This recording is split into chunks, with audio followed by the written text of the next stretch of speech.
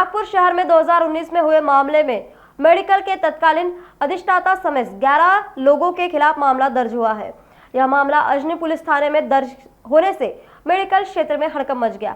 Surgery के दौरान लापरवाही बरतने के आरोप में मामला दर्ज किया गया। सर्जरी के बाद जिस महिला की मौत हो गई, उसके पति ने 30 जून 2020 को अजनी पुलिस में शिकायत दर्ज कराई। इसके बाद कोई कार्रवाई नहीं होने पर महिला के परिवार ने अदालत का दरवाजा खटखटाया। आखिरकार कोर्ट के आदेश पर यह मामला दर्ज किया गया।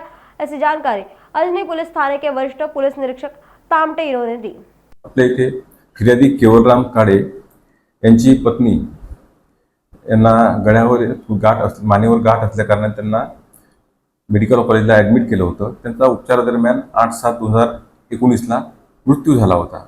त्या मृत्यू संदर्भात हलगर्जीपणाचा आरोप त्यांनी केला होता आणि त्या प्रकरणाची चौकशी करण्याकरता अर्ज दिला होता। सोबतच त्यांनी माननीय न्यायालयात सुद्धा या संदर्भात गुन्हा दाखल होण्याकरता कलम 156(3) CRPC प्रमाणे ॲप्लिकेशन केले होते।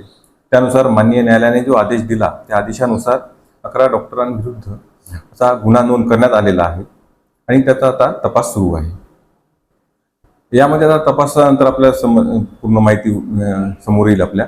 त्यामुळे खरं हलगर्जीपणा झाला होता नाही तर त्यामध्ये तेव्हा 2019 ला काय घडलं होतं तेव्हापासून त्यापर्यंत सर्वांचे स्टेटमेंट, काही ऑफिशियल रेकॉर्ड हे सगळं हस्तगत करून नेमका जो खरा प्रकार काय झालं होतं तो निश्चितच बाहेर येईल तपासामध्ये। नागपुर समय, गली से दिल्ली तक।